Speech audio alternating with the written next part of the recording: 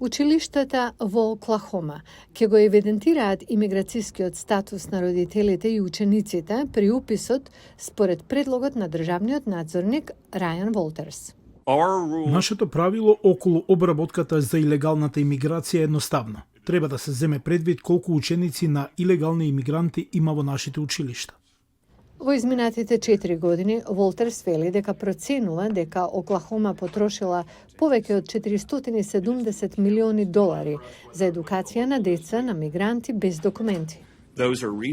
Тоа се ресурси, тоа е персонал кој треба да го имаме за учебната година за да се задоволат потребите на тие ученици. Тоа се бројки за кои немавме информации досега.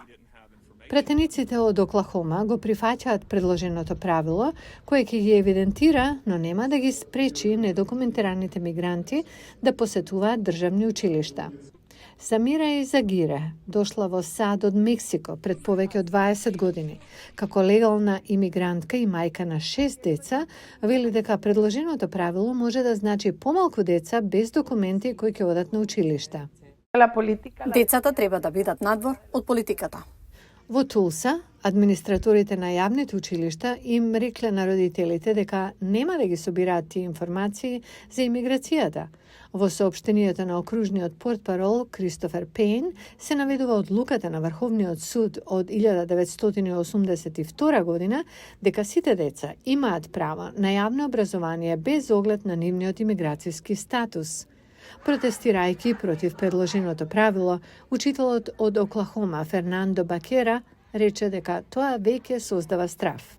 Не е во ред да внесувате страф кај учениците и потоа да се обидувате да ги isfрлите од ова бесплатно образование што нашиот устав вели дека го има секој, независно од тоа кој сте или од каде доаѓате.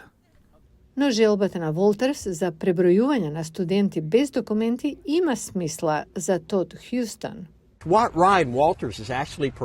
Оно што всушност го предлага Рајан Волтерс, што е многу фер, им помага на училиштата како треба да се распределат.